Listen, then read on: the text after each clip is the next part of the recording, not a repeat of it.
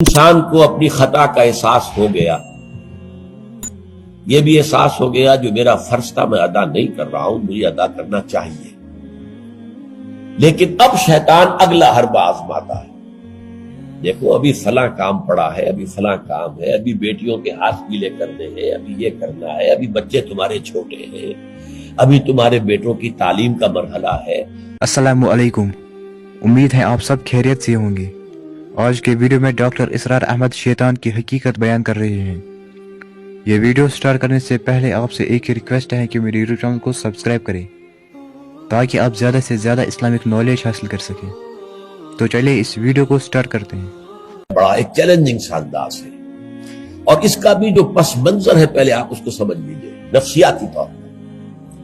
انسان کو اپنی خطا کا احساس ہو گیا، یہ بھی احساس ہو گیا جو میرا فرض تھا میں ادا نہیں کر رہا ہوں، مجھے ادا کرنا چاہیے، لیکن اب شیطان اگلا حربہ آزماتا ہے۔ دیکھو ابھی فلاں کام پڑا ہے، ابھی فلاں کام ہے، ابھی بیٹیوں کے ہاتھ گیلے کرنے ہیں، ابھی یہ کرنا ہے، ابھی بچے تمہارے چھوٹے ہیں، ابھی تمہارے بیٹوں کی تعلیم کا مرحلہ ہے۔ میاں ہو جانا ٹھیک، بعد میں سارے تقاضے مطالبے پورے کر لینا، پہلے یہ ذمہ داریاں تو پوری کرو۔ یہ حقوق العباد ہے بھائی، حقوق اللہ سے بڑھ کر ہے، یہ حقوق العباد ہے۔ اس کے لیے لگے رہو، پوری اپنی توانائیاں قوتیں صرف کرو، مال بناؤ، پیسہ کماؤ، تاکہ یہ ساری ذمہ داریاں ادا ہوتے رہنا۔ بعد میں ٹھیک ہے تو فراغت حاصل ہو جا، پھر تم سب اپنے آپ کو، اپنی پوری توانائیوں کو، اپنے پورے وقت کو اللہ کے لیے لگا دینا۔ یہ ہے تاخیر اور تعویق، اس کا حربہ شیطان کا، یہ سب سے بڑا۔ کر لیں گے بھائی، کر لیں گے، کوئی نہیں، ابھی ذرا جلدی نہیں، ابھی فلاں کام ہے، فلاں فرائض ہے، فلاں ذمہ داریاں ہیں، ذرا ان سے نمٹ لوں، ذرا میں ریٹائر ہو جاؤں سروس سے تو پھر میں سارا اپنے آپ کو لگا دوں۔ وہ ریٹائرمنٹ کرتے ہیں اس وقت جب آپ کے اندر رہتا ہی کچھ نہیں، اگر آپ کے اندر کچھ رہ جائے تو وہ چھوڑیں گے آپ کو، وہ ساری توانائیاں تو گئی، اب تو آپ کھوکھلا ایک ڈھانچہ لیے پھر رہے ہیں، آپ کے اندر صلاحیت اور قوت کہاں ہے اب؟ لہذا یہ سارے دھوکے شیطان کے ہیں۔ اس میں ایک چیلنجنگ انداز میں علم یعنی وقت آیا نہیں ہے ابھی اہل ایمان کے لیے، کس چیز کا انتظار کر رہا ہے؟ جو جیسے ہی خیال ہو جائے کہ واقعی یہ فرض ہے، فوراً لبیک کہو۔ تم نے اگر کسی بھی پہلو سے تاخیر اور تعویق کا راستہ اختیار کیا تو یہ شیطان کے پھندے میں گرفتار ہونے کا وہ راستہ ہے اصل۔ وہ شیطان پر چھوڑے گا نہیں، پھر وہ اسے آپ کو اپنے فتراک کا نخچیر بنا لے گا، اپنے تھیلے میں شکار کی حیثیت سے، جیسے کہ آپ تیتر بار کے تھیلے میں ڈال لیتے ہیں شکار کر کے، اس کے فتراک کے نخچیر بن کر رہ جاؤ گے، پھر آگے نکل نہیں سکو گے۔ یہ تاخیر اور تعویق جو ہے، یہی ہوا تھا غزوہ تبوک میں۔ حضرت کعب ابن مالک رضی اللہ تعالیٰ عنہ نے، وہ بھی ان 3 صحابہ میں سے تھے جو سچے صادق الایمان صحابہ تھے، لیکن غزوہ تبوک میں نہیں گئے۔ حضور نے واپس آ کے جو لوگ نہیں گئے تھے ان سے جواب طلبی کی، لہذا منافقین تو آئے، اللہ کی قسم ہے، خدا کی قسم ہے یا رسول اللہ، میں اللہ کو گواہ کر کے کہتا ہوں یہ تھا، یہ تھا، یہ تھا، یہ سبب تھا، میں نہیں جا سکتا۔ حضور فرماتے تھے مسکراتے، اچھا جائیے تشریف لے جاؤ، کوئی پکڑ نہیں۔ یہ آئے جب کعب ابن مالک تو حضور کے چہرے پر مسکراہٹ تھی، تنزیہ مسکراہٹ۔ آپ فرمائیے آپ کیوں نہیں گئے، کیوں نہیں گئے تھے ہمارے ساتھ؟ عرض کیا حضور میرے پاس بھی زبان ہے، میں بھی جھوٹ بول سکتا ہوں، لیکن آج میں جھوٹ بول کر آپ کی گرفت سے، آپ کی سرزنش سے اپنے آپ کو بچا دوں گا، لیکن قیامت میں کیا کروں؟ خدا کی قسم جتنا صحت مند میں اس زمانے میں تھا اتنا صحت مند کبھی نہیں رہا، یعنی کوئی بیماری مجھے آج نہیں لاحق نہیں تھی، اور جتنا فارغ البال میں اس زمانے میں تھا، ہر چیز میرے پاس ہے، اتنا فارغ البال میں کبھی نہیں رہا۔ لیکن حضور میرے نفس نے مجھے پٹی پڑھائی کہ حضور تو جائیں گے نا 30,000 کا لشکر لے کر، اس کی تو ایک خاص رفتار ہوتی ہے، تیز رفتاری سے تو نہیں جا سکتا، اور تمہارے پاس ہے بڑی مضبوط تکڑی اونٹنی ہے،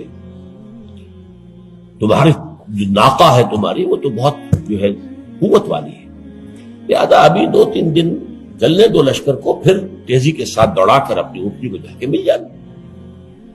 ہر روز صبح مجھے یہی نفس جو ہے پٹی پڑھاتا رہا کہ اچانک ایک دن میں نے محسوس کیا کہ اب تو چاہے میں کتنا ہی تیز دوڑ لوں آپ کے ساتھ نہیں مل سکتا، بس میں رہ گیا بیٹھ۔ اب جو صدا دوں، یہ ہے تاخیر و تعبیر۔ انہیں سزا دی گئی، مقاطع، کوئی شخص اس سے بات نہ کرے۔ 3 صحابہ کا معاملہ ہے، یہ سورہ توبہ کے اندر تفصیل سے آیا ہے اور صحیح بخاری کی طویل ترین احادیث میں سے پڑھنے کے قابل ہے کہ انہوں نے کیسے بیان کیا اپنے پورے معاملے کو، یہ نفس کیسے دھوکہ دیتا ہے۔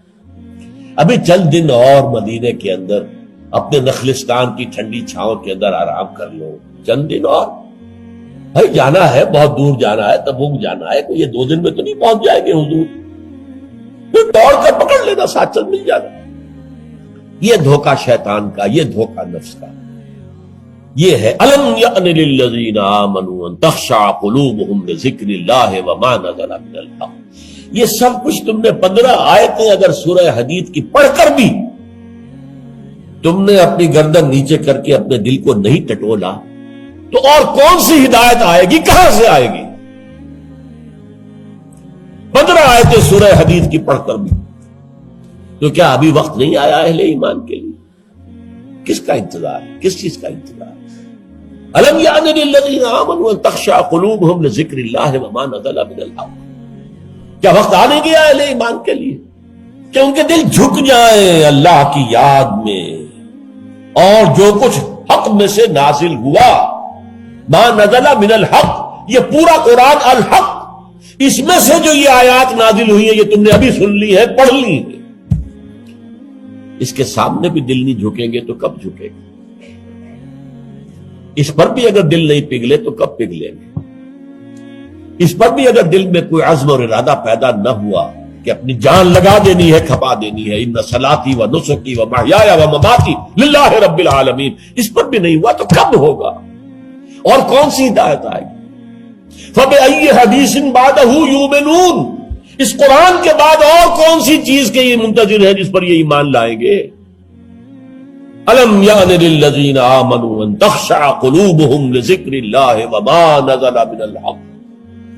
اور جیسا کہ میں نے تمہیدی جو میرا بیان تھا ان صورتوں کے بارے میں، اس میں عرض کیا تھا ان میں اہل کتاب سے خطاب نہیں ہے، اہل کتاب کو نشان عبرت کے طور پر پیش کیا گیا۔ دیکھو مسلمانوں، تم سے پہلے بھی ایک امت تھی، معمولی امت نہیں تھی، وہ امت جسے قرآن سند دے رہا ہے 2 دفعہ سورہ بقرہ کے اندر صرف، یا بنی اسرائیل اذکروا نعمتی التی انعمت علیکم وانی فضلتکم علی العالمین، اے بنی اسرائیل یاد کرو میرے اس احسان کو جو تم پر ہوا، میں نے تمہیں تمام جہان والوں پر فضیلت دی تھی۔ وہ قوم، وہ امت، امت موسیٰ، اس امت کو کتنی کتابیں دی گئی، تورات انہیں دی گئی، زبور انہیں دی گئی، انجیل انہیں دی گئی، امت تو ایک ہی ہے یہ۔ حضرت مریم اسرائیلی نہیں تھی کیا؟ تو چاہے باپ حضرت عیسیٰ کا کوئی نہیں ہے لیکن وہ حضرت مریم کے بیٹے ہیں، اسرائیلی، یہ اسرائیلی نبوت ہے جو چلی آ رہی ہے، حضرت موسیٰ اور ہارون سے شروع ہوئی ہے 1400 برس قبل، اور حضرت عیسیٰ اور یحییٰ پر آ کر ختم ہوئی ہے۔ یہ سلسلہ نبوت کا، سینکڑوں نبی آ گئے 1400 برس میں، تو آپ اندازہ کیجئے اتنی بڑی امت، لیکن اس کا حال کیا ہوا؟ وَلَا يَكُونُوا، دیکھو نہ ہو جائیں یہ اہل ایمان بھی كَالَّذِينَ أُوتُوا الْكِتَابَ مِنْ قَبْلُ، ان لوگوں کے مانند جن کو کہ کتاب دی گئی تھی ان سے پہلے، فَطَالَ عَلَيْهِمُ الْأَمَدُ، تو جب ان پر ایک طویل مدت گزر گئی، فَقَسَتْ قُلُوبُهُمْ، تو ان کے دل سخت ہو گئے۔ اس کا نقشہ کھینچا گیا ہے سورہ بقرہ میں، ثم قست قلوبکم فہی کالحجارۃ او اشد قسوہ، دیکھو اے بنی اسرائیل، اے یہودیوں، اس کے بعد تمہارے دل سخت ہوتے چلے گئے، بدکاری سے، غلط کاری سے، دنیا پرستی سے، شہوت رانی سے، زر پرستی سے دل سخت ہوتے چلے جاتے۔ حضور نے فرمایا جب انسان ایک گناہ کرتا ہے دل کے اوپر ایک داغ پڑتا ہے، اگر توبہ کرے گا تو صاف ہو جائے گا، توبہ نہیں کرے گا پھر گناہ کرے گا، پھر داغ پڑے گا، پھر پڑے گا، پھر داغ پڑے گا، پھر یہاں تک کہ پورا دل سیاہ ہو جاتا ہے۔ اور حضور نے اپنی مٹھی بند کر کے کہا ایسے ہو جاتا ہے، اب اس میں کوئی ہدایت داخل نہیں ہو سکتی، بند ہو گئی۔ اور جب یہ تھیلی بند ہوئی پھر اللہ کی مہر لگ گئی، ختم اللہ علی قلوبہم وعلی سمعہم طبع اللہ علی قلوبہم، اللہ نے مہر لگا دی ان کے دلوں کے اوپر۔ یہ مرحلہ آتا ہے کہ جب کہ فرمایا اب تمہارے دل پتھروں کے مانند، بلکہ او اشد قسوہ، پتھروں سے بھی زیادہ۔ فإن من الحجارة لما يتفجر منه الانہار، پتھر تو ایسے بھی ہوتے ہیں جن میں سے چشمے پھوٹ بہتے ہیں۔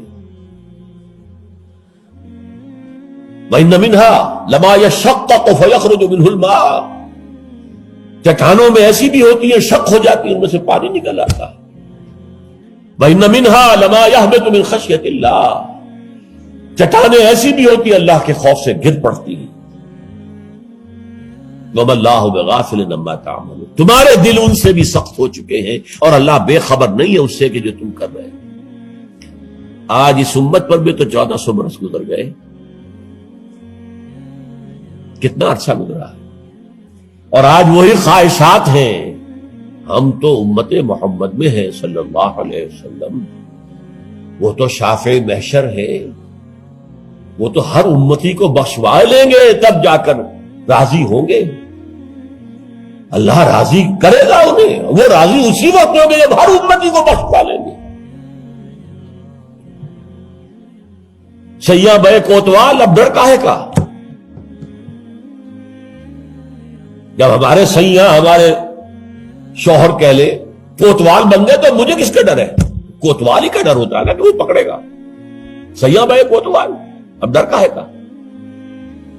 یہ ہے وہ چیز، امانی، دل کا امانی ہو، سیغفر لنا، ہمیں تو بخش دیا جائے گا، ہماری تو شفاعت ہو جائے گی۔ پر کچھ بھی ہے، ہم کلمہ گو تو ہیں، کچھ بھی ہے، محمد کے نام لیوا تو ہیں صلی اللہ علیہ وسلم، لیکن یہ قرآن مجید میں یہی ان کا قول نقل کیا گیا تھا۔ یہود نے کہا تھا نحن ابناء اللہ واحباؤہ، ہم تو اللہ کے بیٹوں کے مانند ہیں، اس میں بڑے چہیتے ہیں۔ تو اللہ نے کیا جواب دیا؟ فلما یعذبکم بذنوبکم، پھر اللہ تمہیں سزائیں کیوں دیتا رہا ہے؟ یہ نبوکدنضر کے ہاتھوں تمہیں کیوں پٹوایا؟ ہیکل سلیمانی کیوں برباد کروایا؟ یہ تم 100 برس تک اسیری میں رہے، بیبیلونیا میں، بابل میں، عراق میں، کیوں؟ تمہارا دوسرا جو تھا ہیکل بنایا تم نے، وہ بھی سن 70 میں گروا دیا ٹائٹس کے ہاتھوں۔ 1,33,000 ایک دن میں قتل کیے اس نے، ٹائٹس نے 1,33,000 یہودی یروشلم کے اندر ایک دن میں قتل کیے، اندازہ کیے۔ پچھلی صدی میں 60 لاکھ یہودی جرمنوں نے ختم کیے، 6 ملین۔ اور ان کو اب بھی یہی کر رہا ہے، we are the chosen people of the lord, ہم تو اللہ کے پسندیدہ بنتے ہیں۔ یہی حال اس امت کا ہے۔ ہسپانیہ سے ایسے نکالے گئے کہ ایک بچہ تک نہیں بچا، تاتاریوں کے ہاتھوں کروڑ قتل ہوئے۔ یہ سب کچھ تمہارے ساتھ ہوا کہ نہیں؟ کروسیڈرز کے ہاتھوں تمہاری پٹائی کم ہوئی تھی؟ 88 برس تک بیت المقدس عیسائیوں کے قبضے میں رہا تھا کہ نہیں؟ تو غور کیجئے، دلوں کو نرم کیجئے، اور دلوں کو نرم کرنے کا ذریعہ بھی قرآن ہے۔ یا ایھا الناس قد جاءتکم موعظۃ من ربکم، موعظہ، واعظ کہتے ہیں اس کو جو دل کو نرم کرے، اس میں رقت پیدا کر دے۔ رقیق کہتے ہیں پتلی شے کو، رقیق مادہ، رقیق مادہ۔ دل سخت ہو جائے اسے نرم کرنے کی ضرورت ہے، اس کے لیے واعظ بھی سب سے بڑا قرآن۔ الم یان للذین آمنوا ان تخشع قلوبهم لذکر اللہ وما نزل من الحق ولا یکونوا کالذین اوتوا الکتاب من قبل، تمہارے سامنے موجود ہے۔ فطال علیہم الامد، پھر ان پر ایک مدت جب گزر گئی، فقست قلوبهم، تو ان کے دل سخت ہو۔ البتہ یہاں ایک واقعہ میں اور عرض کر دوں، ایک دل کی سختی وہ تھی جو یہودیوں کی ہو گئی تھی، یا ہم میں سے بھی بہت سو کی ہو چکی ہے، لیکن ایک اور دل کی سختی بھی ہوتی ہے، وہ اپنے احساس کی شدت کی بنا پر۔ یہ معاملہ حضرت ابوبکر کے ساتھ پیش آیا رضی اللہ تعالی عنہ۔ ان کے عہد خلافت میں ایک وفد آیا باہر سے، انہیں جب قرآن کی آیات سنائی گئی تو ان کی آنکھوں سے آنسو بہ نکلے۔ حضرت ابوبکر نے فرمایا ہاکذا کننا حتی قست القلوب، ایسے ہی ہم بھی ہوتے تھے، قرآن سنتے ہی، قرآن پڑھتے ہوئے ہمارے آنکھوں سے آنسو جاری ہو جایا کرتے، یہاں تک کہ ہمارے دل سخت ہو گئے۔ معاذ اللہ، معاذ اللہ، یہ شدت احساس ہے۔ یقیناً یہ ہوتا ہے جب آدمی عادی ہو جاتا ہے تو وہ کیفیت نہیں رہتی۔ میں نے اللہ کے فضل و کرم سے 6 حج کیے، لیکن جو کیفیت پہلے حج کی تھی وہ پھر کبھی نصیب نہیں ہوئی۔ ویسے بھی یہ تھا کہ اس وقت تک ابھی اتنا ہجوم نہیں تھا، سن 62، اب آج سمجھیے 42 برس گزر چکے ہیں، تو اس وقت کا اور تھا معاملہ۔ اب جو ہے وہ ہجوم جو ہے وہ اس میں کبھی انسان کو وہ اپنے اندر جھانکنے کا، کہیں تنہائی میں بیٹھ کر یاد کرنے کا موقع نہیں ملتا، لیکن وہ تھا۔ لیکن ویسے بھی بات یہ ہے کہ ایک آدمی، اب جو لوگ وہاں رہتے ہیں مکے میں رہنے والے، ان میں سے اکثر کو ہم دیکھتے ہیں وہ خانہ کعبہ کا، اس اصل چوکور گھر کا بھی کوئی ادب نہیں کرتے، وہ تو ہر وقت ان کی نگاہوں کے سامنے عادی ہو گئے۔ تو ایک شکل یہ ہوتی ہے کہ جو ایک تعامل کثرت کے ساتھ جب ایک بات ہو رہی ہو تو پھر اس کی وہ تاثیر نہیں رہتی۔ تو فرمایا فقست قلوب، حضرت ابوبکر کا بھی وہ احساس کی شدت جو تھی، جیسے حضور نے فرمایا انہ لیغان علی قلبی، میرے دل پر بھی کبھی کبھی حجاب سا طاری ہو جاتا ہے۔ معاذ اللہ، کیسا حجاب؟ اب اس حجاب کے لفظ سے دھوکہ نہ کھا جائیے کہیں، ایک حجاب میرا اور آپ کا ہے، ایک حجاب محمد رسول اللہ صلی اللہ علیہ وسلم، کہ وہ جو اللہ کی طرف توجہ کی انٹینسٹی ہے، انٹینسٹی اس میں تھوڑی سی کمی بھی ہو گئی تو اسے آپ حجاب سے تعبیر کریں۔ ہمیں تو وہ کیفیت ہی میسر نہیں ہو سکتی، لیکن اس انٹینسٹی کے اندر، یہ لفظ انٹینسٹی انگریزی کا بار بار بول رہا ہوں، اس کی شدت، لیکن شدت کے لفظ کے اندر جو ہے وہ اتنا مفہوم نہیں آتا جتنا انٹینسٹی کے لفظ میں۔ وہ انٹینسٹی جو ہے اس میں ذرا سی کمی ہوئی، حضور پریشان ہو گئے۔ وَإِنَّهُ لَيُغَانُ عَلَىٰ قَلْبِي وَإِنِّي لَأَسْتَغْفِرُ اللَّهَ 70 مرة فِي كُلِّ يَوْمٍ، اور ہر روز میں 70 مرتبہ استغفار کرتا ہوں اللہ کے نام۔ تو کیا آپ گناہ کرتے تھے؟ معاذ اللہ، یہ ذرا سی اس توجہ کی شدت میں، انٹینسٹی میں ذرا سی کمی ہوئی، اسے بھی آپ حجاب سے تعبیر کریں۔ تو یہی ہے مفہوم حضرت ابوبکر کے اس قول کا۔ لیکن ایک ہے قساوت قلبی، معصیت کی وجہ سے، دنیا پرستی کی وجہ سے، نفس پرستی کی وجہ سے، زر پرستی کی وجہ سے، شہرت پرستی کی وجہ سے، اقتدار پرستی کی وجہ سے، یہ پرستشیں جو ہے یہ جو دل کو سخت کرتی ہیں تو وہ پتھر اور چٹان سے زیادہ سخت ہو جاتا ہے۔ ثم قست قلوبکم فہی کالحجارۃ او اشد قسوۃ وان من الحجارۃ لما يتفجر منه الانہار وان منها لما يشقق فيخرج منه الماء وان منها لما يهبط من خشية الله وما الله غافل عما تعملون وكثير منهم فاسقون۔ اب ان میں سے اکثریت جو ہے وہ فاسقوں اور فاجروں پر مشتمل ہے۔ کیا یہی کیفیت آج کی مسلمان امت کی نہیں ہے؟ کیا عظیم اکثریت فساق و فجار پر مشتمل نہیں؟ کیا عظیم اکثریت حرام خور نہیں ہے؟ کیا عظیم اکثریت جھوٹی نہیں ہے؟ نفاق کی تینوں علامتیں، اذا حدث کذب وَإِذَا وَعَدَ أَخْلَفَ وَإِذَا خَانَ۔ حضور نے فرمایا منافق کی 3 نشانیاں ہیں، جب بولے جھوٹ بولے، وعدہ کرے خلاف ورزی کرے، امین بنایا جائے، امانت رکھوائی جائے، خیانت کرے۔ یہ الفاظ ہیں بخاری شریف کے بھی، اور مسلم شریف میں، اور مسلم شریف میں اضافی الفاظ ہیں وَلَوْ صَامَ وَصَلَّى وَزَعَمَ أَنَّهُ مُسْلِمٌ، خواہ ایسا شخص روزہ رکھتا ہو، نماز پڑھتا ہو، اپنے آپ کو مسلمان سمجھتا ہو لیکن منافق ہے. یہی جو میں نے شروع میں آج بات کہی تھی، ایک نفاق ہے شعوری، ایک غیر شعوری. وہ منافق سمجھتے تھے ہم عقل مند ہیں، یہ بے وقوف ہے. وَإِذَا قِيلَ لَهُمْ آمِنُوا كَمَا آمَنَ النَّاسُ قَالُوا أَنُؤْمِنُ كَمَا آمَنَ السُّفَهَاءُ، جب ان سے کہا جاتا بھلے لوگوں جیسے اور لوگ ایمان لائے ویسے ایمان لاؤ، جیسے وہ اللہ کی پکار پر لبیک کہنے کو ہر وقت تیار رہتے ہیں، کہتے ہیں ہم ان بے وقوفوں کی طرح ایمان لائیں. یہ تو پاگل ہیں، بے وقوف ہے، فینیٹکس ہے، فنڈامنٹلسٹ ہے، ایکسٹریمسٹ ہے. ہم تو ماڈریٹ اور بڑا روشن خیال اسلام جو ہے اس کے قائل ہیں. جب ان سے کہتا تھا فساد مت مچاؤ، کہتے تھے ہم تو مسلم ہیں بھائی، ہم تو چاہتے ہیں صلح. یہ محمد ہے صلی اللہ علیہ وسلم جنہوں نے یہ جنگ کا بازار گرم کر دیا.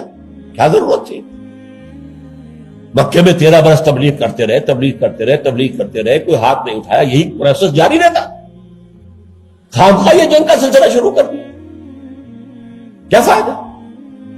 یہ بھی کہا جا سکتا ہے جس دشمن کو گڑ دے کر مارا جا سکتا ہے اسے زہر کا تو دینا ہے. بھائی تمہاری تعلیم اتنی اعلیٰ ہے، اتنی عمدہ ہے، فطرت کے مطابق ہے، پھیلاؤ. لیکن محمد کی سنت کچھ اور ہے، اسوہ محمدی کچھ اور ہے صلی اللہ علیہ وسلم. اس کے لیے منہج انقلاب نبوی میری کتاب کا مطالعہ کیا، تب پتہ چلے گا انقلاب کسے کہتے ہیں. اور یہ رسول انقلاب تھے صلی اللہ علیہ وسلم. بہرحال کثیر منہم فاسقون، جو بات کہی گئی ان اہل کتاب کے لیے اس وقت، آج وہ ہم پر راست آ گئی.